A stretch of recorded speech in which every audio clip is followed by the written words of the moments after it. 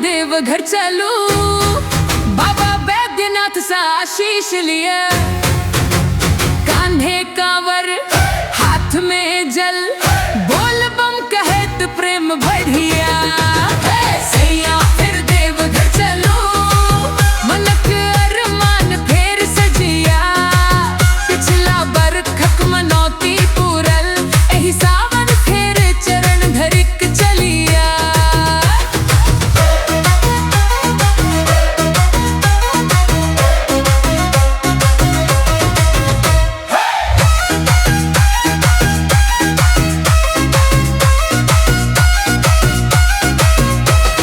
पिछला सावन संग अहाँ गेल हूँ, बाबा सब प्रार्थना सुनलनी, घर आंगन में सुखक दीप जरल, खुशीक फुलवारी फुललनी। एही बेर फेर नेम निभाबी, गंगा जल प्रेम सा भरब, सुल्तानगंज सा पैर बढ़ाबी, बोल बम गाबैत चलब। सैया फिर देवघर चलूं, बाबा बैद्यनाथ सा आशीष लिया, कांधे कांवर हाथ में जल, बोल बम कहत प्रेम बढ़िया।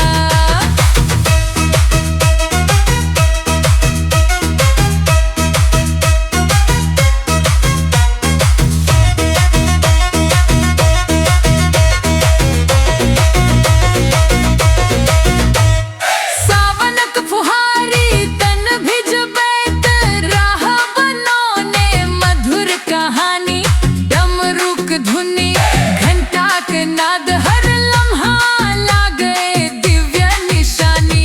रंग बिरंग कांवरिया टोली, भक्ति के सागर उमड़ी रहल, अहाँक हाथ पकड़ी मुस्काबैत, मन शिव नाम में डूबी रहल। सैया फिर देवघर चलूं, बाबा बैद्यनाथ सा आशीष लिया, कांधे कांवर हाथ में जल, बोल बम कहत प्रेम बढ़िया।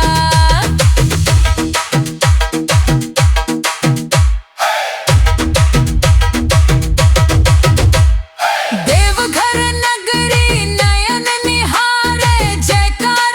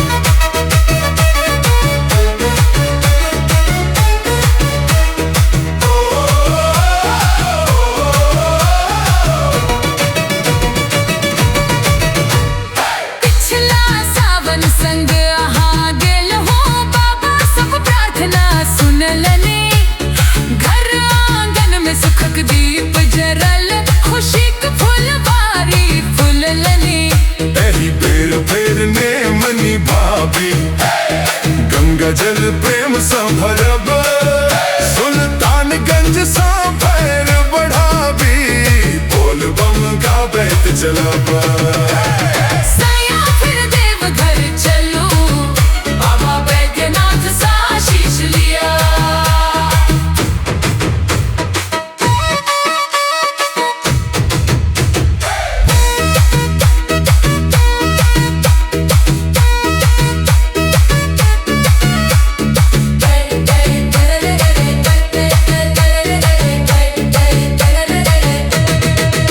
सावन क फुहारी तन भिज बैत राह बनौने मधुर कहानी डमरूक धुनी घंटाक नाद हर लम्हा लागे दिव्य निशानी रंग बिरंग कांवरिया टोली भक्ति के सागर उमड़ी रहल आहा के हाथ पकड़ी मुस्का बैत मन शिव नाम में डूबी रहल